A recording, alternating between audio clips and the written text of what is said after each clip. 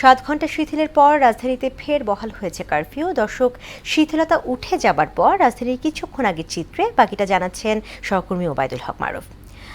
মারুফ, রাজধানীর এই মুহূর্তের চিত্র আমাদেরকে জানাবেন। আমরা এসেছি বিশেষ করে farm gate, Agargaon farm gate, Asad gate, Mirpur, এই তথ্যগ্রস্ত আশপাশের সবগুলো এলাকা ঘুরে দেখেছি। সেখানে বিকেল 5টার পর থেকে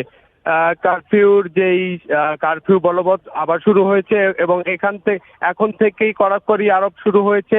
আমরা ঘুরতে ঘুরতে চলে এসেছি গাবতলী বাস টার্মিনালে। এখানে এসে দেখেছি 10টা থেকে বিকেল 4টা পর্যন্ত বিভিন্ন রুটে অল্প সংখ্যক বাস, সীমিত সংখ্যক আসন নিয়ে যাত্রী নিয়ে তারা মূলত গন্তব্যে গেছে। আর বিভিন্ন জেলায় এখন বিকেলের পর থেকে কোনো গাড়ি ছেড়ে যায়নি এবং নির্দেশনার বাইরে গাবতলী বাস টার্মিনাল থেকে কোনো বাস ঢাকার বাইরে যাচ্ছে না। আমরা এই মুহূর্তে গাবতলীতে এসে কয়েকজন যাত্রীর সঙ্গে কথা বলেছি। তারা চরম দুর্ভোগে পড়েছেন, যারা জানতেন না এবং জরুরি কারণে যারা গাবতলী বাস টার্মিনালে এসেছেন তারাও এখানে এসে অনেকেই এখন বাসায় যাবেন নাকি সেই গন্তব্যে কিভাবে পৌঁছাবেন বিকল্প কোনো উপায় খুঁজছেন। তবে অনেকেই বিকল্প উপায় না পেয়েও এখানে চরম বিড়ম্বনায় রয়েছেন।